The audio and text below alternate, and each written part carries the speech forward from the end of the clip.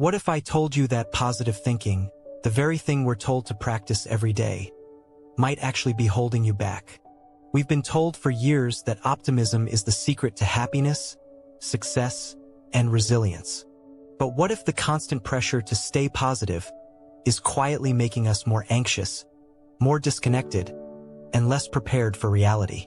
Today, we're going to uncover the hidden cost of positivity and why chasing endless optimism can sometimes do more harm than good. Imagine this. You're going through a difficult time, maybe a breakup, financial struggles, or just feeling lost in life. You turn to a friend for support, hoping they'll listen. Instead, they smile and say, "Don't worry, everything happens for a reason. Just stay positive." On the surface, it sounds comforting, but deep inside, you feel unseen, dismissed, even a little guilty. Because now you're not only struggling with your problems, you're also feeling like a failure for not being positive enough. That's the trap of toxic positivity, and it's far more common than we realize. The truth is, positivity is powerful, but when it's forced, it can become a mask that hides pain, silences real emotions, and even prevents growth. To understand why, let's break this down. First, psychology shows us that denying negative emotions doesn't make them disappear. It actually makes them stronger. In a study at Harvard, researchers found that when people tried to suppress negative feelings, those feelings often returned with greater intensity. It's like pushing a ball underwater. The harder you press it down, the higher it bounces back. Think about the times you told yourself, "I shouldn't be sad," or "I can't be angry." Did those feelings really vanish? Or did they resurface later, often in unexpected ways? Now here's the twist. Positivity, when misused, can actually block resilience. True resilience doesn't come from pretending everything is fine. It comes from acknowledging pain, learning from it, and then moving forward. Picture a cracked vase. If you paint over the cracks without fixing them, it might look fine for a while, but eventually it breaks again. Facing the cracks, however, makes the vase stronger once repaired. In the same way, confronting discomfort builds genuine inner strength. Second, let's talk about the burden of forced optimism. Society constantly tells us to look on the bright side and think positive. But what happens when you can't? You begin to feel guilty, like there's something wrong with you. This guilt creates a second layer of suffering. Now you're not only sad or stressed, you're also ashamed of being sad or stressed. Psychologists call this secondary emotions, the pain we feel about our pain. And often, that's more exhausting than the original struggle itself.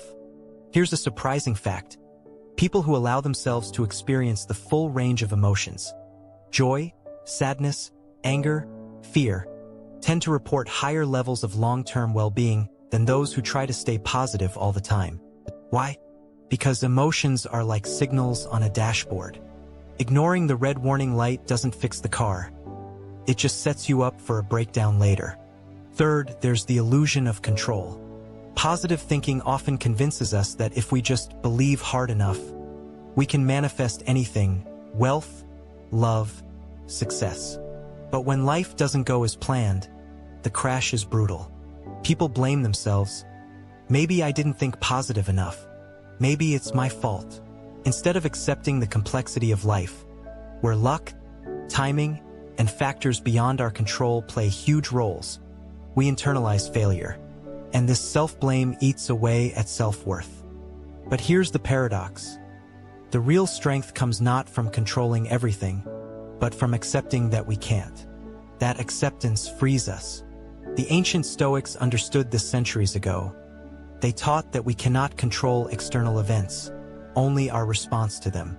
True peace doesn't come from endless positivity. It comes from balance, the courage to face pain, and the wisdom to know when to let go. Let me give you a micro-story. There was a woman who lost her job unexpectedly. At first, she tried to stay positive, repeating affirmations daily. Everything is fine. Everything is working out. But deep down, she was terrified. She avoided processing that fear, avoided grieving the loss of her career identity. Months later, her anxiety worsened, and she spiraled into burnout. It wasn't until she finally allowed herself to admit, "I'm scared, I feel lost," that she began to heal. By embracing her truth instead of hiding behind positivity, she discovered clarity. Eventually, she built a new path, not because she thought positive, but because she faced reality with honesty. And that leads us to the hidden twist.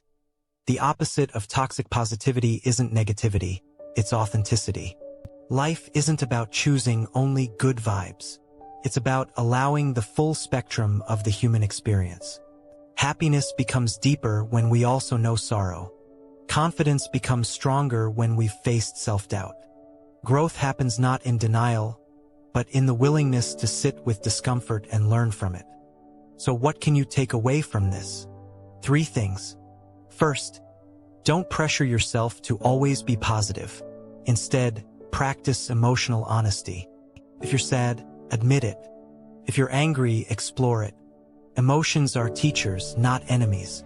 Second, remember that balance matters more than blind optimism. You don't need to drown in negativity, but you also don't need to fake happiness. Aim for grounded realism, hope balanced with truth. Third, when someone else is struggling, resist the urge to slap on a "just stay positive" sticker. Instead, listen. Sometimes, the most healing words are, "I hear you. I understand. You're not alone." The dark side of positive thinking is that it can disconnect us from our own humanity. But the bright side, ironically, is that by embracing the whole truth, we become more resilient, more compassionate, and ultimately more alive.